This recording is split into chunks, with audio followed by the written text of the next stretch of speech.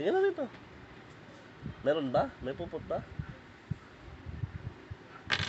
Ayan. So, good evening po ulit. So, nandito po tayo para i-relay ko na po yung result ng gene testing niya. No? Tama po ba sa newborn screening po siya nasabihan na baka may thalassemia?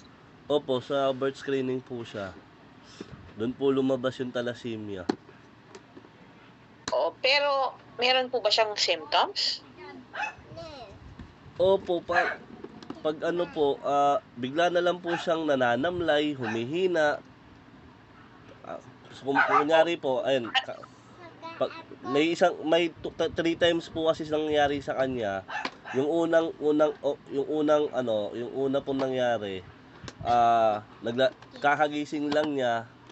Tapos pagkagising niya, sumubo lang siya ng isang pandesal. Tapos di nalunok naman niya, okay naman. Tapos bigla na lang po siyang humiga, gumanon siya sa isang tabi.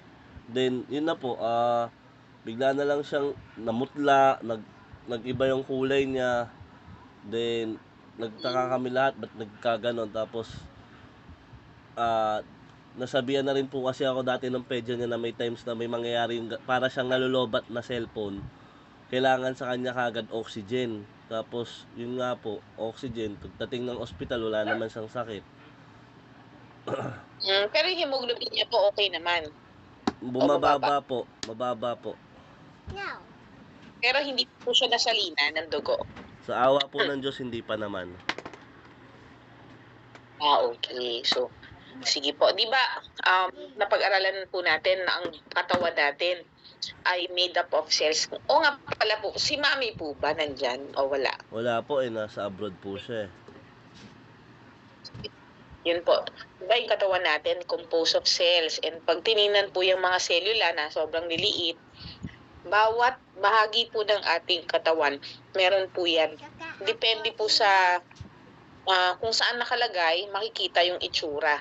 No? So, yung brain cell, ganito itsura. Yung blood cell, ganito po.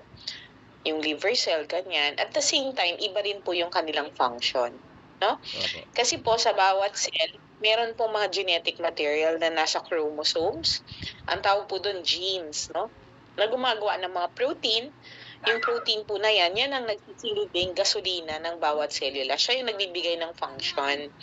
So kung meron pong abnormal sa chromosomes or sa genes na taglay niya, maaari pong magkaroon ng abnormal functioning yung protein.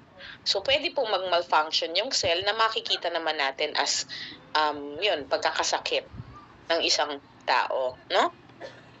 So, ang tiningnan po natin na gene kay Yesha, yung beta-globin gene. Yun po ay isa sa mga bumubuong gene para gumawa ng protein na tinatawag na hemoglobin. So, yun po yung binabasa natin sa CBC, no?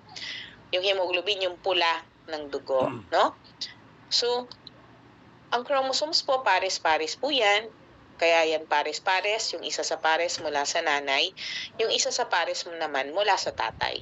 So, totoong kalakalahati po tayo ng ating mga magulang. So, ang normal female chromosome po, 46XX, 23 na pares, yung huling pares, XX. Pag lalaki naman, 46XY. So, ito nga po, ang bawat isang chromosome, isang mahabang molecule ng DNA na nagtataglay ng mga genes. Ang chromosomes po, para mas maintindihan natin, parang libro na may mga genes, no, or pahina. No? Kunyari po, ang nakasulat sa libro sa isang pahina is, the car was red. Diba ang intindi natin dyan? Ang kotse, pula. Opo. So, gagawa ng based on that message. Kunyari natanggal yung car, naging that was red na lang. No? Diba iba na yung meaning? Iba na yung meaning. Ang tawag po ito, iba na meaning. Pag gumawa po ng protein yan, maaaring hindi na po normal yung protein na magawa. Kasi mali yung meaning eh. Ang tawag po doon, mutations. No? So, mutations are like misspelled words or the disruption of a sentence. Kaya siya po, ang ginawa natin, yung pahina ng beta-globin gene ang ating binasa. Tiningnan natin no, kung meron siyang mutation, kung bakit siya may mga signs ng beta thalassemia. No? So, ang beta thalassemia po, lalabas po yung sakit kapag dalawang kopya ng genes ang meron ng isang tao. Ito dito yung affected daughter, no? Opo. Dalawang kopya, kasi di ba yung tig-isa galing sa tig-isang magulang? So karamihan po ng kaso, carrier yung parents. Kung meron talagang sakit yung bata. Yung isa sa mutation galing sa daddy, yung isa galing sa mommy. So may tig-isa silang may mutation, no? Kada pagbubuntis, yung 1 out of 4 or 25% chance na magkaroon ng sakit ang bata. Ilan po anak nyo? Actually po, si Mrs. may anak sa una, 2, tapos pangatlo namin, bali pangatlo na po siya. So yung anak niya po sa una, babae, lalaki? Babae, lalaki po. Normal naman, walang anemia. Yung babae parang meron, kasi nagpapasa din, kapareho niya po yung panganay niya eh. Yung panganay po kasi babae, pareho niya nagpapasa. Yung lalaki okay naman. Si Mrs. po, nagpapasa din ba siya? Opo, nagpapasa din siya kasi mababa din po yung niya, yung dugo niya eh. Okay. Sige. Pero si Kesha po, isa lang siyang anak niyo? Opo, isa lang po siya. Sige. So yung thalassemia po is an inherited blood disorder that causes lifelong anemia. Ano po ba usually yung hemoglobin ni Yesha? Ilan? Yung pinakahuli niya, nasa 8.5 lang eh. 8.5. Oh, pero hindi pa siya Hindi pa naman po. Pag sinabi po kasi sa akin, pag bumaba daw po ng 8 or 7, yun salin na. Okay. So ang thalassemia po, merong alpha or beta thalassemia. Kasi po ito yung hemoglobin eh. Binubuo ng alpha at ng beta. Mga proteins po yan. Ngayon, kung may beta thalassemia, maaaring wala itong beta, yung green o kaya yung pink. Pag wala po yan, iba yung korte ng hemoglobin, kulang, no? Opo. Kulang, hindi siya nakakita. So, nagiging abnormal po yung hemoglobin. Pagka gano'n, naputok yung red blood cell. Kaya sila maputla. No? So, yan po, no? Inside the red blood cells are proteins called hemoglobin whose job is to transport oxygen from the lungs to all parts of the body. So, pagka mababa yung pula natin, di ba hinihingal? Opo, ayun. Oo, Ayun po kasi yung nangyari sa kulang kanya. po kasi yung oxygen dyan uma-attach sa gitna ng hemoglobin. Opo. So pag hindi siya, wala siyang ma-attachan kasi hindi normal yung korte ng hemoglobin, konti ang oxygen umiikot sa katawan, kaya hinihingal ang bata, ang pasyente, no? Ayun po yung kadalasan Pag sobrang talaga baba sa ng kanya. hemoglobin, pag sobrang baba, kailangan talagang salinan kasi nga hindi enough yung oxygen na nabibigay sa katawan, no? Yun po yung dahilan. So, meron pong mga klase ng thalassemia, may major, meron ding intermedia. Yung major, ito yung mga severe, yung maaga pa lang, baby pa lang, sinasalinan na ng dugo, regular. Meron naman intermedia, yung parang mild lang, minsan hindi naman kailangang salinan, o minsan, usually hindi po sila sinasalinan, yung mga mild, no? So, ito rin yung, yung truing. So, karamihan po, maaaring carrier ang parents. Meron naman po, hindi rin. No? Pero karamihan, pag talagang severely affected yung patient, carrier, may tig-isang mutation ang mga magulang. Kayo po ba, hindi kayo namumutla? Hindi po eh, malabo po ako kasi naging athlete ako, di rin ako nagkaroon ng pasa po eh. Never ako nagkaroon ng issue sa dugo ko eh. Okay. So yung beta thalassemia po, ganito yung effect. Ito yung normal hemoglobin. Ito naman yung may beta thalassemia, may mga kumpul-kumpul doon sa paligid ng red blood cell. Kaya naputok siya. Sinisira siya dito sa spleen. Kaya minsan po lumalaki yung spleen nila. Siya po ba lumalaki yung spleen o hindi pa naman? Sabi naman ng pedyo niya, hindi naman po, normal naman daw po yung spleen niya. Kasi sa may tiyan po yung banda, di ba? Pwede kasi intermediate lang siya or minor, no? So yung mga severe talagang salin ng dugo ang kailangan, no? Or minsan yung mga mild, minsan din sasalinan pa nagkasakit, bababa yung pula. Ganun. Pero yung severe, yung major, regular po talaga ang salin Parang ng dugo. monthly. Oo. So, ang confirmation po ng thalassemia ay yung gene testing. Babasahin yung hemoglobin na beta gene. Yun po yung ginawa natin. 2 steps po yun. Una, yung strip assay, yung kinuha yung mga common mutations. Tapos, yung pangalawa, yung binasa isa-isa. No? Opo. So, ito po yung mga results po kasi pwedeng pathogenic, ibig sabihin, nagkukos ng sakit. Pwede naman benign. Most likely, hindi nagkukos ng sakit. 5 to 10% ng population meron nun. Yung gitna naman, uncertain. Uy, itong mutation na to, hindi namin alam kung magkukos ng sakit. No? Mm. So, ayan po. Ito po yung nakita. Pwede nyo i-screenshot para may advance copy kayo, pero papadala din po yan ni Dr. Pagaspas Sige po. sa inyo. I-email naman din Sige. po to, no? Opo. Pero para may kopya kayo. So, yan yung una. Na-screenshot nyo na po. Okay po. Nasusum pala Okay. to. Inosente po Nakita, ako. hemoglobin E genotype was detected. Yung hemoglobin E, it's a variant of the beta globin, no? Okay, sigaw ng sigaw. May kausap akong Tapos, doktor. isang kopya lang po yung nakita namin na hemoglobin E.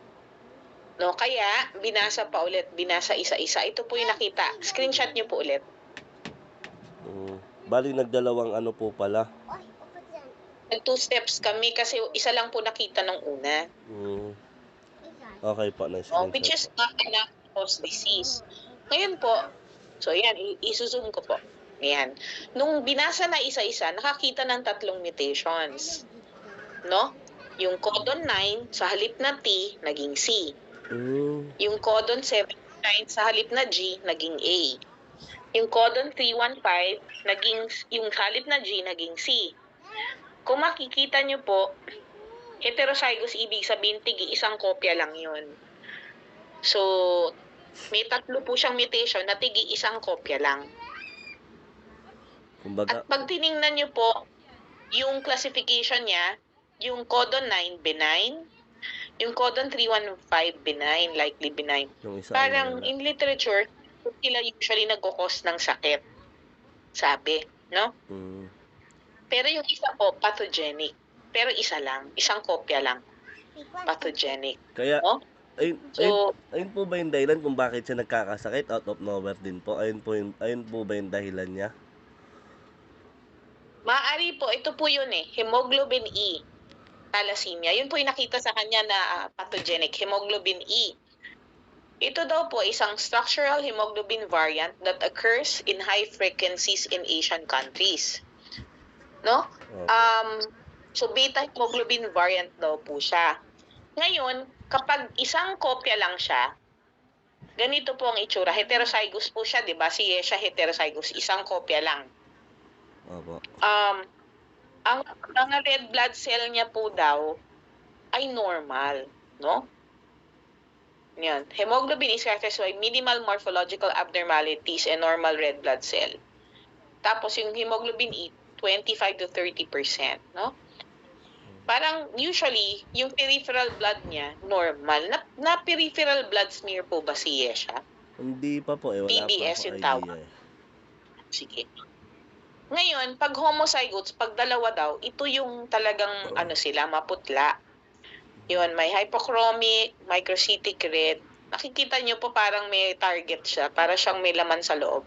Opo. Opo, yun po yung mga nagde-deposit ng mga materials diyan, mga protein, no? Target cell, tawag po dyan, no? Mildly anemic, pero usually po, hindi rin naman sobrang baba yung pula. No? Pero pwede. So, ito po yung hemoglobin E beta thalassemia. Ganyan po siya, hemoglobin E beta thalassemia. Although yung beta globin niya na nakita, mga mild po yun, mga benign. Opo. Nagre-range daw po sa mild to severe disease. So, tingin ko po si Yesha nasa mild. no, sa ngayon. Ito po yung siya, hemoglobin E. Oo, no? Beta thalassemia. Pero kung makikita nyo, yung beta thalassemia, yung beta genes niya, ang classification po benign eh. Usually, hindi po nagkakos ng sakit yan. Kaya lang, baka din talagang nararamdaman ni Yesha kasi may isa pong kasamang pathogenic. Yung pathogenic, ibig sabihin talagang abnormal po yung hemoglobin na napoproduce. Yung hemoglobin. Pag pathogenic po, ano po ulit ibig sabihin ng pathogenic? Yun yung nagkukos ng sakit kasi iba na yung korte ng hemoglobin. Kumbaga hindi normal. Pero, iisipin nyo, isang kopya lang. Isang kopya ng hemoglobin E na pathogenic. Tapos 2 kopya ng benign. So, baka kaya hindi full-blown yung sakit niya. Kasi yung pathogenic, isang kopya lang po. Sige. Oo, no? Ang hirap po pala ng ganito. Akala ko simple lang siya. Di po pala talaga siya simple. Oo. Ito pong codon 9, di ba ito pwede galing sa inyo, pwede galing sa mami niya. Opo. No? Yung codon 9, benign daw siya, nakikita sa normal population, mga 5 to 10% of the population na walang anemia. Itong codon 315, maaari rin makita sa mga pasyente na walang anemia. Pero itong hemoglobin E, pathogenic, nagkukos daw po talaga yan ng anemia, lalo na pag 2 kopya. Pero sa kanya po kasi isa lang, no? Kaya lang, baka kaya merong symptom, kasi may isa, tapos meron ding mga ibang, pero benign naman. So parang mild yung kanyang presentation, kasi isang pathogenic na partneran ng benign. Kumbaga, No? naglabo Ganon. Kasi lang. yung benign yung hindi nagkukos ng sakit eh. Oo. Kasi nagtataka po talaga kami sa kanya, bigla-bigla na lang siyang inaatake. Yung tipong healthy, normal, bigla na lang babagsak. Oo. Ang ano ko kasi kumababa yung pula. Parang baka kinukulang ng oxygen. Ayun po, ang sabi naman po kasi sa akin nung ng pedya niya, pag kunyari po may nangyari sa kanya na bigla na lang namutla, wag daw isasakay sa kung saan, hangga't maaari daw po ambulansya para sa oxygen lang, kasi kadalasan po sa kanya na nangyayari oxygen po talaga. Ayun yung bumababa so, sa kanya. Ito pong isa pa lang anak nyo, Opo, hindi na po kami plano magdagdag, okay na po to. Pagkaganito po kasi ang chance na maulit, pwedeng sa 25% na chance. No? Feeling ko 25%. Yung mga combination po kasi. Siya na yung pinaka-affected. Si Athena na po siguro talaga ang pinaka-affected. Pero, kumpara dun sa iba, mild pa po siya. Oo nga po eh. Kasi yung iba, baby pa lang, sinasalina na ng dugo. Pasalamat pa nga po, di pa kami napupunta doon sa pagsalin. Parang ang hirap na po yata pag may salin na. May hematologist na po kayo? Wala pa po eh. Actually, nihintay ko rin po magkaroon sa Makati Life. Itong bagong ospital na Makati. Kasi nagbayad po ako dito sa Makati Med.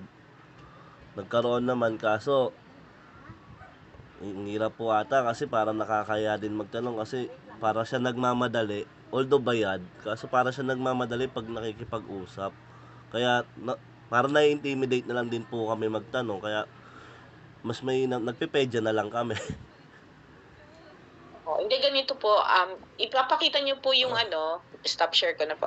Papakita nyo po yung result sa pedya ni Athena. And then, ako po, I would suggest talaga a referral to naka-folic acid na po ba siya? Opo, ito po yun, may stock po kasi ako, nag-i-stock. Yung folate. Yun. Opo. Oo. Maganda rin kahit baseline, although in-expect natin benign, para lang meron nag-aalaga kahit once a year, matingnan siya ng hematologist. Minsan po, nasasalinan sila kapag nagkasakit. Kasi kunyari ngayon, 85, no? Opo. Kaya niya. Pero kunyari, inubo yan, hirap po. Kasi syempre, medyo yung oxygen. Tapos, iuubuin ka. Pag inatake lang po siya talaga ng ng asthma, ng mga flu, yung mga flu-like symptoms. Pag inatake na po siya noon, iba yung ano niya, iba yung epekto sa kanya. Sobrang bigla na lang siya babagsak na yung oxygen niya talaga bagsak Kasi din po. kulang. Dapat meron din kayong oxygen siguro sa bahay or basta kailangan matakbo agad. Actually, wala naman pong problema oxygen kasi nasa Manila kami. Konting lapit, mabilis lang. Pero plano ko po talaga Ano po bumili. yan? Mm. Yung hematologist dapat on board 'yon. Maganda kung saan kayo lagi nagpapa-ospital. Para just in case po lang, for example, ma-confine si Athena na kailangan na i-refer sa hematologist, kilala siya nung doktor. Parang ganun. Kahit paalaga kayo mga once a year, every 6 months, depende naman po 'yun sa ano eh. 'Yun, pero maganda po mapakita niyo sa kanila yung result, no? Sige po. Kasi confirmation po 'yun ng hemoglobin E beta tal niya, no? Opo. Yun. No? Di, So, yun po, yung mga ganitong genetic disorder, sabi nyo nga, nyo na mag-anak, pero, di ba po, 3 yung mutation niya. Most likely, may isa pa meron galing nakapending. sa inyo, may, oo, pero hindi nyo naman kasalanan yun, kasi namanan nyo lang din naman yun eh. Opo. So, Di naman kami nagsisisihan kasi tinanggap naman namin kasi nga di naman din namin expected na baby po talaga to. Unexpected baby na po to, miracle baby. wala naman pong, ano eh, kumbaga, walang masisisi. Wala naman. So, parang because of that, we'll just, support Athena kung ano yung kailangan niya, no? Okay po. So, ito, yung confirmation na meron talaga siyang hemoglobin E na type ng thalassemia. Nagre-range nga po, pinakita ko sa inyo, from the mild to the severe. So, alagaan natin po para less yung mga infections niya. Kasi na baseline hemoglobin niya mababa eh. Oo nga Para po. less yung need na po ng oxygen, mga ganon.